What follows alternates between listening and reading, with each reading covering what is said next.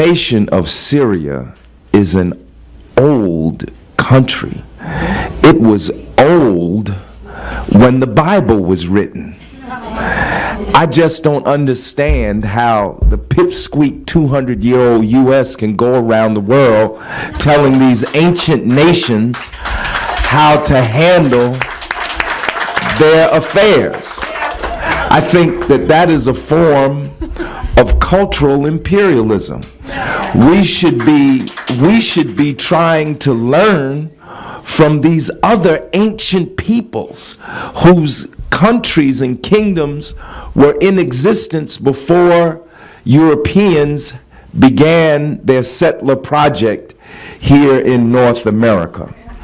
Regarding the deal with Iran, yes, I agree, it should be signed, but the people of Iran should look at that deal like the Native Americans look at deals the U.S. signed here in this country. You know, they give with one hand and they take away with the other. We had some delegates from Cuba visit us, and I think it's a tremendous accomplishment that we are normalizing relations with Cuba, and that is a victory for the Cuban people. But the struggle is not over. We need to end the embargo, end the sanctions against Cuba, just as we should end the sanctions against Iran. How can the U.S.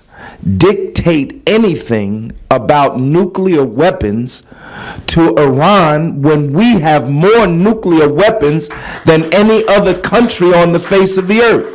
We have enough nuclear weapons to destroy the earth scores of times over. I mean, it's a form of insanity, but we understand the insanity is dictated by those who control the madhouse. And it is a madhouse. 1600 Pennsylvania Avenue. I don't care if the president is black or white. It's the policy that we're concerned about. And the policy, regardless of who's president, is a policy of U.S. imperialism designed to maintain U.S. hegemony over the entire world, as our sister pointed out. So I can remember when the United States, when the Obama administration was on the verge of sending forces to Syria. But I can also remember that it was the people who rose up and said no war with Syria. That's why we don't have U.S. forces directly participating in the war there now. It's an indirect war. It's a war by proxy. And we say no war with Syria, hands off Syria, stop funding these groups that are trying to overthrow the Syrian government. Instead of spending money to fund war in Syria, we should be spending it on jobs and health care and education and the needs of the people here in the United States. Now that's easy to say, but the hard thing is to make that happen. And that is why the imperative for us at this time is to build a movement that links our local struggles to the international struggle.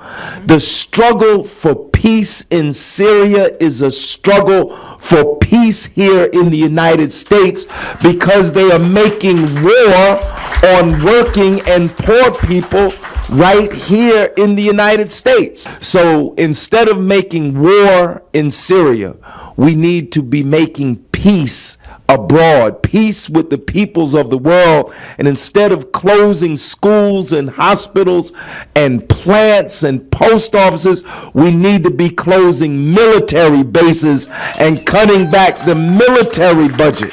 And lastly, we are closer, I believe, I don't know if you share this belief, but I believe that we are dangerously close to world war. And that this is not just a question of not going to war with Syria.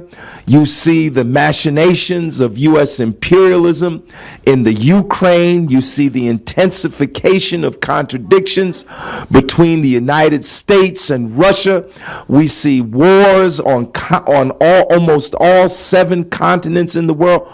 We are dangerously close to world war. And in the balance stands the future of humanity. So for that reason, we must build a movement for peace and justice. Thank you.